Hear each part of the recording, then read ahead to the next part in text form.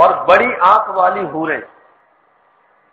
یہ بڑی آنکھ والی حوریں سے مراد مفسرین نے فرمایا یعنی دراز پلکوں والی، لمبی پلکوں والی حوریں ہیں. کامثال اللؤلؤ المکنون، جیسے چھپے رکھے ہوئے موتی. میں نے آپ کو کل بتایا تھا جس طرح سمندر میں سیپی کے اندر موتی چھپا ہوا ہوتا ہے کہ نہ اس موتی کو کسی نے ہاتھ لگایا ہے، نہ اسے دھوپ لگی ہے، نہ اسے ہوا لگی ہے. تو جس طرح وہ موتی چھپا ہوا ہے، اللہ رب العزت نے جنت میں ان حوروں کو بھی ہر قسم کے تغیر سے چھپا کے رکھا ہوا ہے. نہ کسی جن نے ہاتھ لگایا، نہ کسی انسان نے ہاتھ لگایا. اور کل اس پر گفتگو ہو چکی. اب سوال یہ پیدا ہوا کہ ایسے کون سے وہ لوگ ہیں جنہیں یہ خوبصورت حسین ترین عورتیں دی جائیں گی، شرابن طہورا ملے گی، جن کے گرد لڑکے گھومیں گے، خادمین گھومیں گے، تخت پر بیٹھائے جائیں گے. یہ جنتی لوگ کون ہیں؟ انہوں نے دنیا میں کیا عمل کیا تھا جو انہیں اللہ رب العزت نے انعامات سے نواز دیا؟ اللہ تعالیٰ نے فرمایا جزاء بما كانوا يعملون، صلہ ان کے اعمال کا. یہ وہ فرما بردار لوگ ہیں جنہوں نے اپنی ساری زندگی اللہ اور اس کے رسول کی اطاعت، اللہ اور اس کے رسول کے حکم کے مطابق گزار دی. تو اب انہیں جنت اور جنت کی تمام نعمتیں جو ملی ہیں، اللہ تعالیٰ نے فرمایا جزاء بما كانوا يعملون، یہ صلہ ہے ان کے اعمال کا جو انہوں نے دنیا میں کیا. اب ایک سوال پیدا ہوا جو ہم نے کل جتنا بھی درس سنا کہ تخت پر بیٹھے گی وہ حور، اس کے گرد 70 کنیزیں ہوں گی اور جنتی کے گرد 1000 خادمین ہوں گے، لڑکے ہوں گے. یہ ساری باتیں ہم سنتے ہوئے آئے. چھلکتا جام ہوگا جو جنتی پی رہا ہوگا. تو آیا کہ جنت کے اندر جب اتنی محفل سجے گی تو کسی قسم کا لغو اور بےہودگی تو نہیں ہوگی، کوئی بےہودہ بات تو نہیں ہوگی جنت میں، کسی قسم کی لغویات تو نہیں ہوں گی، کوئی بےہودگی تو نہیں ہوگی، کوئی بےہودگی سننے میں تو نہیں آئے گی جنتی کے. شرابیں چل رہی ہیں اور سب کچھ ہو رہا ہے. اللہ رب العزت نے فرمایا لا یسمعون فیہا لغوا ولا تأثیما، اس میں نہ سنیں گے کوئی بیکار بات اور نہ گناہگاری. یعنی بیکار بات نہ سنیں گے جنتی. مفسرین نے فرمایا کہ کوئی بھی بےہودہ گفتگو جنتی کو سننے کو نہیں آئے گی. جنت میں بےہودگی نہیں ہے کہ جس طرح دنیا میں شراب پی کر بندہ بہک جاتا ہے اور بےہودگی بکتا ہے، گالیاں بکتا ہے، کوئی الٹی سیدھی بات کرتا ہے. تو شرابن طہورا جو جنت کی شراب ہے اس کو پینے کے بعد کوئی جنتی بہکے گا نہیں، بےہودہ نہیں بکے گا، کوئی ایسی بےہودگی کے الفاظ نہیں نکالے گا، بیکار بات نہیں کرے گا. لا یسمعون فیہا لغوا، جنتی نہ سنیں گے وہاں کوئی بیکار بات، ولا تأثیما، اور نہ گناہ گاری. تأثیم اسم سے ہے اور اسم کے معنی ہوتا ہے گناہ. ولا تأثیما، اور نہ گناہ گاری. مفسرین نے فرمایا گناہ گاری کا مطلب یہ ہے کہ ایسی کوئی بات نہ سنیں گے جو گناہ کی طرف نسبت کرتی ہو. ایسی کوئی بات نہ سنیں گے اور نہ کہیں گے، ایسی کوئی بات نہ سنیں گے نہ کہیں گے. ابن عباس نے ولا تأثیما سے مراد لیا کہ اس سے معنی ہے جھوٹ، کہ نہ جنت میں جنتی جھوٹ بولیں گے اور نہ انہیں سننے کو جھوٹ ملے گا، نہ کوئی بےہودہ بیکار بات سننے کو ملے گی اور نہ جھوٹ سننے کو ملے گا. اس آیت کریمہ سے یہ پتہ چلا لا یسمعون فیہا لغوا ولا تأثیما، نہ وہاں پہ کوئی بیکار بات سنیں گے اور نہ گناہ گاری. تو پھر سنیں گے کیا؟ اللہ تعالیٰ نے فرمایا الا قیلا سلاما سلاما، ہاں یہ کہنا ہوگا سلام سلام، یعنی خیر ہی خیر سنیں گے، خیر ہی خیر کہیں گے. آپس میں جو بات کریں گے اس سے جنتیوں کے درمیان الفت اور محبت بڑھے گی، دل میں کسی قسم کی کجی نہیں آئے گی، ایک دوسرے کے خلاف کسی قسم کا بغض نہیں رکھیں گے. جنت میں جنتی ایک دوسرے کے ساتھ خیر ہی خیر کریں گے. سلامن سلاما مطلب ایک دوسرے کو سلام کریں گے، خیر کی باتیں کریں گے. یہاں مفسرین نے فرمایا کہ اللہ تعالیٰ نے سلامن سلاما فرمایا ہے. سلام کو 2 مرتبہ ذکر کیا، گویا سلام کی تکرار کی اللہ تعالیٰ نے، سلامن سلاما، سلام سلام کی آوازیں بلند ہوں گی جنت میں۔ تو مفسرین نے فرمایا اس کا مطلب یہ ہے کہ جب جنتی کہیں گھومنے نکلے گا تو اسے جنتی فرشتے ملیں گے تو سلام کریں گے، السلام علیکم۔ وہ کہیں دروازے سے گزرے گا تو وہاں جنتی فرشتے کھڑے ہوں گے، سلام کریں گے۔ حتیٰ کہ جہاں سے اس کی سواری گزرے گی اور فرشتے اور خادمین جو کھڑے ہوئے ہوں گے اس پر سلامتی بھیج رہے ہوں گے اور وہ گزر رہا ہوگا۔ اور مفسرین نے فرمایا سب سے بڑا سلام وہ آئے گا جس کا ذکر اللہ تعالیٰ نے قرآن مجید میں فرمایا، سلام قولا من رب الرحیم، جنتی کے لیے سب سے بڑا سلام وہ ہوگا جو رب اپنے بندے کی طرف بھیجے گا۔ اللہ تعالیٰ جنتی کو سلام بھیجے گا، سلام قولا من رب الرحیم، رب رحیم کی جانب سے جنتی کو سلام آئے گا۔ یہ سب سے بڑا سلام ہوگا اس جنتی کے لیے۔ جتنی بھی نعمتوں کا ذکر ہوا وہ ساری نعمتیں اجمالاً ذکر کی گئی ہیں، یعنی مختصراً۔ مفسرین فرماتے ہیں کہ اب جو جنت کی نعمتوں کا ذکر آ رہا ہے یہ تفصیلاً آ رہا ہے۔ کیسے؟ اللہ تعالیٰ نے فرمایا وَأَصْحَابُ الْيَمِينِ مَا أَصْحَابُ الْيَمِينِ، داہنی طرف والے۔ کیسے داہنی طرف والے؟ سیدھے ہاتھ والے جنہیں نامہ اعمال سیدھے ہاتھ میں دیا جائے گا۔ مَا أَصْحَابُ الْيَمِينِ، کیا شان ہے ان دائنے ہاتھ والوں کی، ان سیدھے ہاتھ والوں کی کیا شان ہے؟ بڑی اونچی شان رکھتے ہیں یہ۔ اللہ رب العزت انہیں ایسی جنت میں ٹھہرائے گا فی صدر مخدود، کہ جس میں جو بیری کا درخت ہوگا اس کی بات ہو رہی ہے، فی صدر مخدود، بے کانٹوں کی بیریوں میں۔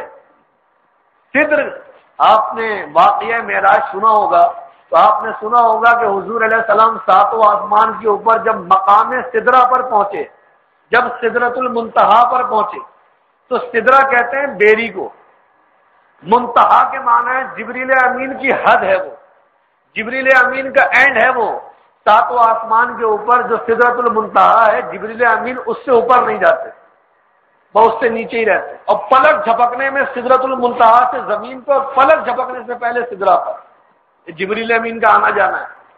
تو یہ سدرۃ المنتہا اس لیے کہتے ہیں کہ وہاں پر ایک بیری کا پیڑ ہے۔ حضور علیہ السلام نے فرمایا جب میں معراج پہ گیا مقام سدرہ پر تو میں نے دیکھا وہاں ایک بیری کا پیڑ ہے اور اس میں جو پھل لگے ہوئے ہیں وہ مٹکوں کے برابر ہیں، اتنے بڑے بڑے پھل لگے ہوئے، یہ حضور علیہ السلام نے فرمایا۔ تو سدر کہتے ہیں بیری کو۔ مخدود کے معنی ہوتا ہے بغیر کانٹے والا درخت۔ بیری کے پیڑ میں، دنیا میں بیری کے پیڑ میں کانٹے ہوتے ہیں، لیکن جنت میں جو بیری کا پیڑ ہے اللہ رب العزت نے اس بیری کے پیڑ میں سے کانٹے ختم کر دیے ہیں۔ یہاں تک مفسرین نے فرمایا کہ جہاں کانٹے ہوتے تھے اللہ رب العزت نے وہاں بھی پھل اگا دیے۔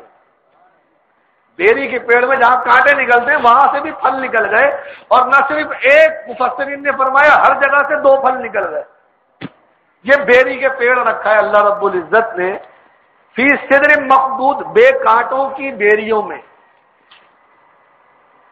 اللہ تعالیٰ نے فرمایا وَطَلْحٍ مَنْضُودٍ، تلخ کہتے ہیں کیلے کو، مندود کے معنی ہوتا ہے گچھے والا، جو کیلے کا گچھا ہوتا ہے نا، گتھا ہوا کیلا، یہ اس کی بات ہو رہی ہے۔ یعنی جنت میں ایسے کیلے کے درخت بھی ہیں جن کے کیلے گتھے ہوئے ہیں۔ مفسرین نے فرمایا مندود کے معنی گچھا بھی ہوتا ہے، گتھا ہوا بھی ہوتا ہے، اور مندود کے معنی یہ بھی ہوتے ہیں کہ اس قدر وہ درخت پہ پھل لدے ہوئے ہیں جس کے لدے ہونے کی وجہ سے اس کی شاخ جھکی ہوئی ہے۔ اس قدر لدے ہوئے ہیں پھل، کیلے جنت کے درخت میں لدے ہوئے ہیں کہ اس کی شاخ جھکی ہوئی ہے اس لدے ہوئے کی وجہ سے۔ اب یہاں پر ایک شان نزول ہے کہ اللہ تعالیٰ نے بیری کے پیڑ کا ذکر اور کیلے کا درخت کا ذکر کیوں فرمایا، بیری کے پیڑ اور کیلے کا درخت کا ذکر کیوں فرمایا؟ مفسرین نے، حضرت مجاہد نے فرمایا کہ وادی طائف میں، طائف کی وادی میں ایک وادی تھی جس میں بیری اور کیلے کے بہت زیادہ درخت تھے، اور وہ وادی اتنی خوبصورت لگ رہی تھی کہ جب بھی اسے اہل عرب دیکھتے تو دل میں یہ خواہش کرتے کہ کاش کہ ہمیں جنت میں ایسی وادی ملے جس میں بیری اور کیلے کے بہت زیادہ درخت ہوں۔ تو اللہ رب العزت نے یہ آیت کریمہ نازل فرما دی، وَفِيهَا مَا تَشْتَهِيهِ الْأَنفُسُ وَتَلَذُّ الْأَعْيُنُ، جنتی کو جنت میں ہر وہ چیز ملے گی جس کی خواہش کرے گا اور اس کی آنکھیں ٹھنڈک ہو پائیں گی۔ یعنی جنت میں ہر وہ چیز ملے گی جس کی وہ دنیا میں خواہش رکھتا تھا، اور اسے جنت میں خواہش کرے گا، ہر وہ چیز کو جنت میں پائے گا جس کی وہ خواہش کرے گا۔ تو اللہ تعالیٰ نے کیلے کا درخت کا ذکر بھی کر دیا اور بیری کے درخت کا ذکر بھی کر دیا۔ اب اللہ تعالیٰ نے جنت کے اس درخت کی بات بتائی، وَظِلٍّ مَمْدُودٍ، اور ہمیشہ کے سایوں میں، ہمیشہ کے سایوں میں، ذل کہتے ہیں سائے کو۔ اعلیٰ حضرت کا شعر بھی ہے، قد بے سائے ذل کبریا ہے، تو اس بے سائے ذل کا ذل ہے یا غوث، یعنی آقا علیہ السلام کا سایہ نہیں تھا، آقا علیہ السلام کا جو سایہ ہوا ہے وہ غوث اعظم پیدا ہوا۔ یہ شعر میں اعلیٰ حضرت یہ فرما رہے ہیں۔ ذل کے معنی ہوتا ہے سایہ، اور ممدود کے معنی ہوتا ہے لمبا، انتہائی لمبا، جس کا اینڈ نہ ہو، جس کا اینڈ نہ ہو، ختم نہ ہو۔ ممدود، جسے آپ جب قاری صاحب بچے کو پڑھاتے ہیں تو بچہ پڑھتا ہے اذا جاء نصر اللہ، تو قاری صاحب بولتے ہیں بیٹا اذا جاء کے اوپر جو ہے نا مد لگا ہوا ہے لمبا والا، اس کو کھینچ کے پڑھو، اذا جاء نصر، تو کھینچنا ہے نا مد، تو اسی سے ہے ممدود۔ وَظِلٍّ ممدود، یعنی بہت زیادہ لمبا، اتنا لمبا کہ اس کا اینڈ نہیں ہے، اس سائے کا اینڈ نہیں ہے۔ اب یہاں مفسرین فرماتے ہیں یعنی اس قدر لمبا ہوگا اس کا سایہ کہ اس میں فرق نہیں آئے گا، جس طرح دنیا میں فرق آ جاتا ہے کہ سورج نکلا تو اس ناریل کے درخت کا سایہ جو ہے یہاں پڑ رہا ہے، پھر جب سورج بیچ میں آیا تو یہ سایہ چھوٹا ہو گیا، جب سورج ادھر آیا تو وہ سایہ ادھر لمبا ہو گیا، کبھی چھوٹا ہو رہا ہے کبھی بڑا ہو رہا ہے۔ جنت کے درختوں کا یہ معاملہ نہیں ہے کہ کبھی چھوٹا ہو اور بڑا ہو، جنت کے درختوں کا سایہ ہمیشہ ایک جیسا رہتا ہے۔ اب یہاں پر آقا علیہ السلام کی ایک حدیث بیان کر دوں کہ آقا علیہ السلام نے فرمایا کہ جنت میں ایک درخت ایسا بھی ہے، جنت میں ایک درخت ایسا بھی ہے کہ اس کے سائے میں اگر سوار 100 سال تک چلے گا تو اس کا سایہ ختم نہیں ہوگا۔ 100 سال تک سواری پر سوار ہوتا ہوا چلا جائے چلتا جائے کہ اس کا سایہ ختم ہو جائے، درخت کا سایہ ختم نہیں ہوگا، اتنا بڑا درخت بھی ہے۔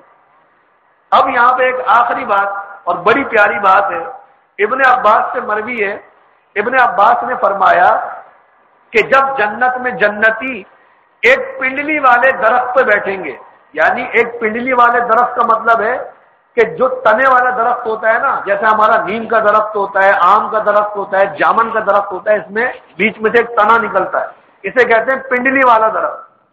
پنڈلی والا درخت وہ کہلاتا ہے جس کا تنا ہوتا ہے۔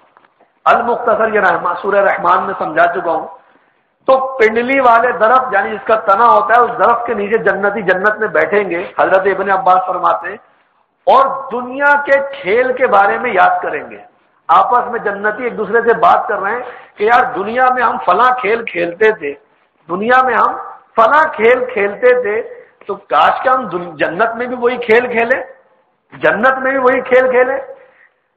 ابن عباس نے فرمایا ابھی وہ خواہش کریں گے کہ دنیا میں جو کھیل ہم کھیلتے تھے جنت میں بھی ہم وہی کھیل کھیلیں، تو اللہ رب العزت بہشت میں ایک ہوا جاری کر دے گا، وہ درخت جس کے سائے کے نیچے جنتی بیٹھے ہوئے وہ درخت جھومنے لگے گا کہ آنن فانن، اللہ رب العزت وہ اسباب مہیا کر دے گا جو کھیل وہ کھیلنا چاہتے تھے۔ یعنی یوں سمجھ لیں کہ عرب کے لوگ جو ہے وہ نیزے والا کھیل کھیلتے تھے کہ نیزہ پھینکتے تھے، وہ فلاں جگہ پہ جا کے لگتا تھا، تو اس کے لیے وہ ایک چیز جگہ بناتے تھے کہ یہاں سے نیزہ پھینکا جائے گا اور وہاں جا کے لگے گا، یہ ان کا ایک کھیل ہوتا تھا۔ اسی طریقے سے وہ گھڑ سواری کا بھی کھیل کھیلتے تھے، گھوڑے پر بیٹھ کے کھیل، جیسے پولو کھیلا جاتا ہے، اسی طریقے سے وہ تیر اندازی کا بھی کھیل کھیلتے تھے۔ تو یہ تو عرب کے لوگوں کا کھیل تھا، لیکن آج کے لوگ جیسے آج ہم لوگ رہ رہے ہیں تو ہمارے یہاں کرکٹ بھی ہے، فٹ بال بھی ہے، ہاکی بھی ہے، تو ہم میں سے اگر کوئی جنت میں جائے اور یہ خواہش کرے کہ میں دنیا میں بڑی فٹ بال کھیلتا تھا، کاش کہ میرے پاس ویسا گراؤنڈ موجود ہو تو ہم جنت میں جنتی بھی فٹ بال کھیلیں۔ بھائی گراؤنڈ چاہیے ہوتا ہے نا، اس کے لیے ادھر بھی گول بنا ہوا ہو ادھر بھی گول بنا ہوا ہو، تو جبھی تو مزہ آئے گا فٹ بال کھیلنے میں۔ تو وہ گراؤنڈ جنت میں آ جائے گا اور جنتی فٹ بال کھیلیں گے۔ یہ بات سمجھ میں آ رہی ہے؟ جنت میں بندہ چاہے گا کہ میں کرکٹ کھیلوں، تو کرکٹ کوئی اکیلا تو کھیلتا نہیں ہے، تو یقیناً اس کے لیے گراؤنڈ چاہیے۔ تو اللہ رب العزت کی جانب سے اسی وقت گراؤنڈ آ جائے گا، انتہائی خوبصورت، وہ کرکٹ کھیلنا شروع کر دیں گے جنت میں جنت، اس حدیث پاک سے۔ لیکن خیال سے کھیلیے گا کہ جہنمیوں کو خبر نہ ہو، ایک سے ایک سٹے باز آیا ہوا ہوگا، سٹا لگا دے گا۔ تو یہ جو ہے وظل ممدود کا مطلب ہے انتہائی، ہمیشہ کے سایوں میں۔ ہمیشہ کے سایوں کا مطلب یہ ہے کہ اتنے گھنے درخت ہوں گے کہ اس کا سایہ ختم نہیں ہوگا۔ ابھی جنت کی نعمتیں آگے آ رہی ہیں، وماء مسکوب، اور ہمیشہ جاری رہنے والا پانی۔ انشاءاللہ عز و جل کل بیان کروں گا۔ وآخر دعوانا الحمدللہ رب العالمین۔ اللہم صلی علی سیدنا و نبینا و مولانا محمد